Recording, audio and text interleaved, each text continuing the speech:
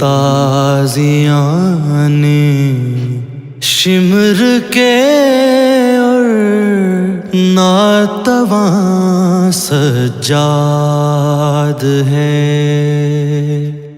پھر بھی لے کر چل رہا ہے، پھر بھی لے کر چل رہا سنگ کارواں سجاد ہے۔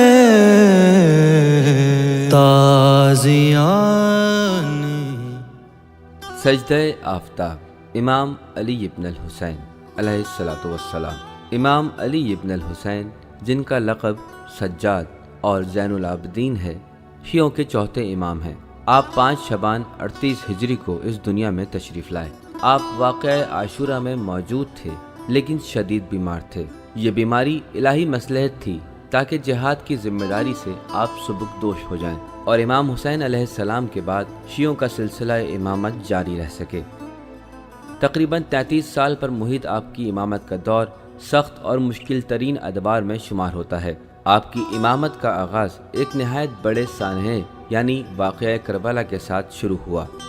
کربلا میں واقعہ عاشورہ نہ صرف شیعوں بلکہ تمام عالم اسلام کے لیے ایک تاثیر گزار واقعہ تھا۔ حیات انسانی کے ہر زمانے میں قتل و غارت اور اسیری کے واقعات موجود ہیں، لیکن پیغمبر خدا کے فرزند کا قتل اور ان کے اہل بیت کو قیدی بنایا جانا تاریخ میں بے نظیر ہے، جو حاکم وقت کے ظلم کی انتہا کا واضح ثبوت ہے۔ یہ تمام چیزیں اور ساتھ ہی معاشرے میں موجود فسق و فجور اور سیاسی فساد کے مقابل ایک مسئلے کی ضرورت تھی جو معاشرے کو اس جہالت و فساد سے نجات دلائے۔ امام سجاد علیہ السلام میدان عمل میں وارد ہوئے، لیکن آپ نے مصلحت امامت کے تحت بنی امیہ کے خلاف قیام کا فیصلہ نہ کیا۔ حالانکہ خون خواہی امام حسین علیہ السلام کے لیے آپ کو کئی ایک خطوط موصول ہوئے اور مختلف لوگوں کی جانب سے قیام کیا گیا، لیکن آپ کسی کے ساتھ وارد میدان نہ ہوئے، کیونکہ آپ اس زمان و مکان کی شرائط کے تحت معاشرے کی اصلاح کے لیے کسی اور چیز کو اہم سمجھتے تھے۔ امام سجاد علیہ السلام نے لوگوں کو دعا اور مناجات کے ذریعے تعلیمات کا سلسلہ شروع کر دیا۔ صحیفہ سجادیہ وہ کتاب ہے جو آپ کی دعا و مناجات کا مجموعہ ہے۔ 250 سالہ انسان نامی کتاب میں ہم پڑھتے ہیں کہ امام سجاد کی جانب سے اس دور میں نمایاں ترین کام جو انجام دیے گئے، جس میں خالص اسلامی تفکر یعنی توحید، نبوت، انسان کا معنوی مقام، خدا اور انسان کا رابطہ اور دیگر تربیتی امور شامل ہیں، اور یہ وہ اہم نکات ہیں جو صحیفہ سجادیہ میں کثرت سے بیان ہوئے ہیں۔ آپ صحیفہ سجادیہ کو سامنے رکھیں اور دوسری طرف اس زمانے کے لوگوں کی اسلامی افکار کو سامنے رکھیں تو بآسانی معلوم ہو جائے گا کہ یہ دونوں ایک دوسرے سے کتنے زیادہ فاصلے پر تھے۔ اس وقت کہ جب اسلامی دنیا کی اکثریت مادیات اور مادی افکار و راہ و روش پر گامزن تھی، یعنی خلیفہ عبد الملک مروان سے لے کر اس کے اطراف کے علماء بھی سب کے سب دنیا پرستی اور خود خواہی میں مبتلا تھے۔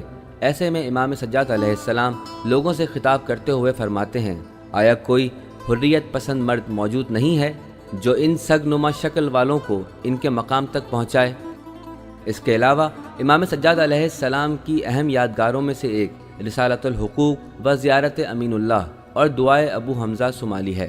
گو کہ آپ نے حکومت وقت کے مقابل کوئی مسلحانہ اقدام نہیں اٹھایا، لیکن آپ کا یہی طرز عمل یعنی تعلیم و تربیت خلفائے وقت کی شدید نگرانی اور پریشانی کا باعث بنا رہا، یہاں تک کہ ولید ابن عبد الملک نے اپنے بھائی حشام کے اکسانے پر امام سجاد علیہ السلام کو زہر دلوا دیا، اور تاریخ میں قول معروف کے مطابق 25 محرم 95 ہجری 57 سال کی عمر میں آپ شہید کر دیے گئے۔